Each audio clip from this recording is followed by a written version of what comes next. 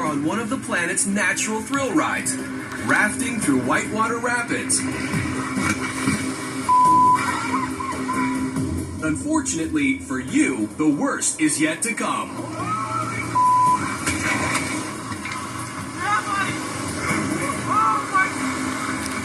You're in the water and struggling to breathe.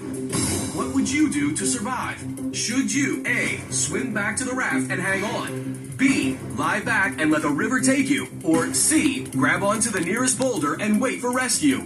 Choose carefully. You're inside a churning death trap.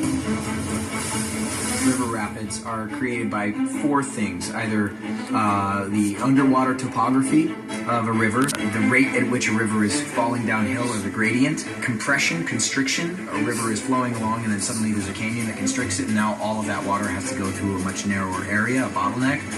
Or obstruction. There's a creek that comes in and dumps a lot of sediment and rocks and boulders into the river right there. All natural rivers are dependent on upstream precipitation, but in rocky terrain, the source of the water in rapids is often melting snow. Rapids are graded on the International Scale of River Difficulty, which ranges from a Class 1 to the virtually impossible torrent of a Class 6.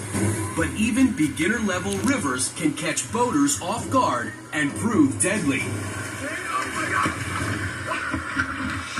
It's a known fact people underestimate the water, the power of water. The current, it is extremely dangerous. Over time, the river has moved boulders, cut its way through rocks. Do you really think you can fight that? Every year, nearly 50 people die in rapids in the U.S. alone. And now you're finding out just how quickly a swiftwater adventure can turn disastrous. What would you do to survive? Being the man overboard in Whitewater Rapids. No solution guarantees your safety, but your best bet is B, lie back and let the river take you, provided you point your feet downstream. If you happen to fall in the water, float on your back, feet downstream. That way, if you do encounter an object, your feet and legs will absorb the shock. And it's a lot less pain to have a broken leg than it is to have a crushed head. When you're in the water, you can guide yourself using the current as your friend. If you're whitewater rafting, you should have a flotation vest on. This is when that vest is going to become your best friend. You want to keep that vest on at all costs. Make sure that you're facing downstream. Make sure your feet are up in front of you. But couldn't you swim back to the boat? If you have a chance, you can hang onto the boat. There's some safety in that. That you can get sucked down, you can get pulled down, you can get smashed against a lot of things. So if you have a chance to get to the riverbank, much better option.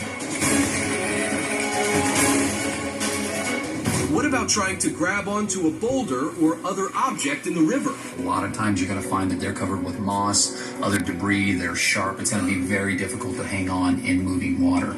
If you find yourself in any kind of fast-moving water, or if you fall into a river, let people know that you're there. Yell out for help. Get your head up so that you can see what's coming up in front of you and attempt to go over obstacles at any chance.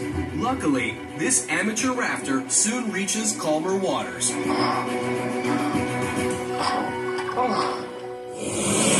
If you don't want to wash out in the rapids, first and foremost, always wear a life jacket and helmet. If you do go overboard, lie on your back and point your feet downriver. Then ride it out until you reach a safe place. Do not try to swim.